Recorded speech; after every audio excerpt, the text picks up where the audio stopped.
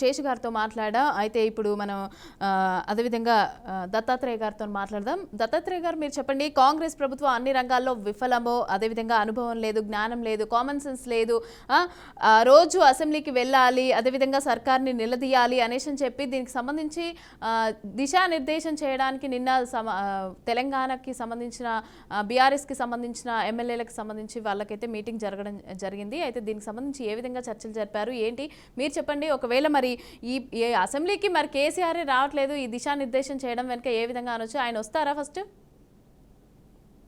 నమస్తే అండి. ప్యానెల్ ఉన్నటువంటి పెద్దలకు, మీకు, బీఆర్కే న్యూస్ ప్రేక్షకులకు నమస్తే. ఏదైతే బీఆర్ఎస్ పార్టీ అధినేత కేసీఆర్ గారు తన పార్టీ ఎమ్మెల్యేలైనటువంటి వారితో, ఎమ్మెల్సీలతో గాని పెట్టుకున్నటువంటి మీటింగ్ లో ప్రధానంగా సంవత్సరాల కాలంగా కాంగ్రెస్ పార్టీ ఏదైతే తెలంగాణ ప్రజలకు 6 గ్యారంటీలు 13 హామీలు ఓవరాల్ గా 420 హామీస్ ఇచ్చి అధికారంలోకి వచ్చిందో ఆ 6 గ్యారంటీలు అమలు చేసే క్రమంలో తెలంగాణ ప్రజలను అడుగడుగున మోసం చేస్తూనే అధికారాన్ని చెలాయించే ప్రయత్నం చేస్తుంది.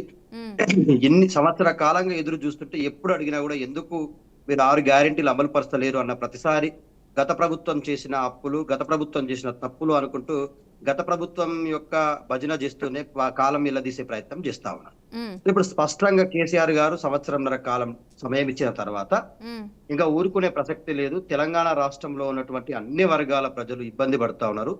తెలంగాణ రాష్ట్రం ఒక కుక్కలు చింపిన విస్తరాకులా మారుతా ఉంది. ఏ వర్గాన్ని తట్టి లేపినా కూడా కన్నీటి తడే కనిపిస్తా ఉంది. రైతులు బోరున విలపిస్తా ఉన్నారు, ఇక్కడ మహిళలు బోరున విలపిస్తా ఉన్నారు. మహిళల పైన దాడులు విపరీతంగా జరుగుతా ఉన్నాయి. కేవలం సంవత్సరాల కాలంలో దాదాపుగా 36,000 కేసులు నమోదవ్వడం, ఇది అసలు కాంగ్రెస్ పార్టీ ఎంత హీనమైనటువంటి చరిత్రను అర్థం చేసుకోండి. ఎందుకంటే దేశంలో బీఆర్ఎస్ పార్టీ అధికారంలోకి వచ్చిన తర్వాత దేశంలో ఎక్కడా లేని విధంగా కమాండ్ కంట్రోల్ రూమ్ ఏర్పాటు చేసి రక్షణ వ్యవస్థని మొత్తం కూడా పటిష్టం చేసి మహిళలని కంటికి రెప్పలా కాపాడుకుంటే, ఇవాళ కాంగ్రెస్ పార్టీ అధికారంలోకి వచ్చిన తర్వాత 36,000 కేసులు నమోదైనాయి. అంటే రక్షణ వ్యవస్థ ఎంత దిగజారుడు తనలో ఉంది. ఈ రాష్ట్రానికి హోంమంత్రి లేరండి ఇప్పటి వరకు. ఈ రాష్ట్రానికి విద్యాశాఖ మంత్రి లేడు. ఈ రాష్ట్రానికి కార్మిక శాఖ మంత్రి లేడు. ఈ రాష్ట్రానికి ఎస్సీ ఎస్టీ వర్గాలకు సంబంధించినటువంటి సోషల్ వెల్ఫేర్ కి సంబంధించినటువంటి మంత్రి లేడు. గిరిజన శాఖకు మంత్రి ఉన్నప్పటికీ ఆ సీతక్క గారి కోసం మైనారిటీలకు సంబంధించినటువంటి మంత్రి లేడు. ఇట్లా ఏ వర్గాలను చూసినా కూడా విస్మరిస్తూనే ఉన్నారు. కాబట్టి సంవత్సర కాలం ఇచ్చినాము, మనం ఇవ్వని హామీలు కూడా అమలు చేసినాం. కానీ కాంగ్రెస్ పార్టీ ఇచ్చిన హామీలు కూడా అమలు చేయడంలో చేతులు ఎత్తేసింది. తెలంగాణ ప్రజలను నమ్మించి నట్టేట ముంచింది, వెన్నుపోటు పొడిచింది. అధికారంలోకి వచ్చినటువంటి రేవంత్ రెడ్డి జాతీయ అంతర్జాతీయ మీడియాల ముందు తెలంగాణ పరువు ప్రతిష్టలు తీస్తూ దిగజారుడు రాజకీయాలకు నాంది పలికిండు.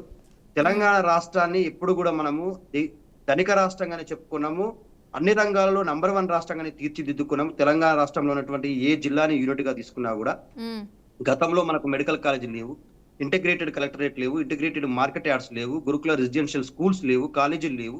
సో వీటన్నింటినీ మనం సముచిత స్థానంలో కేవలం రికార్డు సమయంలో 9.5 సంవత్సరాలలో ప్రతి జిల్లాలో ఉన్నటువంటి నీటి వ్యవస్థను కూడా పటిష్టం చేసుకున్నాం. మీరు ఏ జిల్లాకు వెళ్ళినా కూడా గతంలో కాంగ్రెస్ పార్టీ ప్రాజెక్టులు ప్రారంభిస్తే శంకుస్థాపనలు చేసి శిలాఫలకాలు మర్చిపోతుండే, ఉత్సవమూర్తులుగా శిలాఫలకాలు మిగిలిపోవు.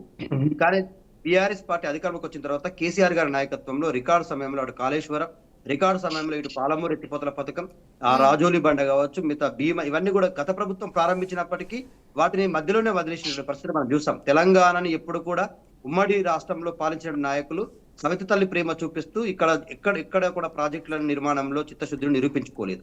కేవలం సొంత రాష్ట్రానికి ముఖ్యమంత్రి అయినటువంటి కేసీఆర్ గారు ఉద్యమ నాయకుడే ముఖ్యమంత్రి అయిన తర్వాత తెలంగాణ రాష్ట్రంలో ఉన్నటువంటి పరిస్థితులపై ముఖ్యంగా మనం చూసాం. గతంలో ఉమ్మడి రాష్ట్రంలో కిరణ్ కుమార్ రెడ్డి అసెంబ్లీలో కరెంటు యుద్ధాలు వస్తాయి, వాటర్ యుద్ధాలు వస్తాయి అంటే కేసీఆర్ గారు చాలా బేషరతుగా నేనేందో నిరూపించుకోవాలి, తెలంగాణ రాష్ట్రంలో 24/7 నాణ్యమైన విద్యుత్తుని ఇవ్వాలని చెప్పేసి తెలంగాణ ప్రజలకు, అన్ని వర్గాలకు, రైతులకే కాదు ఇంటి అవసరాలకు కావచ్చు, ముఖ్యంగా హైదరాబాద్ అనేటువంటిది పారిశ్రామిక రంగాలకు పవర్ గ్రిడ్ గా మార్చుకొని 24/7 నాణ్యమైనటువంటి విద్యుత్తును సప్లై చేసుకున్నాం. అట్లాగే పెరుగుతున్న జనాభాని దృష్టిలో పెట్టుకుని హైదరాబాద్ లో మౌలిక వసతుల డెవలప్మెంట్ అనేటువంటిది శరవేగంగా పూర్తి చేసుకున్నాం. రికార్డు సమయంలో 36 ఫ్లైఓవర్లు 12 తెలంగాణ నంబర్ 1 రాష్ట్రంగా మిగుల్చుకున్నాం. అందుకే ఇవాళ కేసీఆర్ గారు, ఒక నిమిషం ఫినిష్ మేడం, ఎందుకు వస్తున్నాడు అసెంబ్లీకి అంటే సంవత్సరాల కాలంగా అటు కేటీఆర్ గారు, హరీష్ రావు గారు, కవితమ్మ గారు, మిగతా పార్టీ నాయకులు ఎక్కడికక్కడ తెలంగాణ ప్రజలకు జరుగుతున్నటువంటి అన్యాయాలపైన ప్రశ్నిస్తూనే ఉన్నారు. కానీ కేసీఆర్ అనేటువంటి వ్యక్తి ఇప్పుడు పూర్తి స్థాయిలో ఒక ప్రతిపక్ష నేతగా తెలంగాణ ప్రజల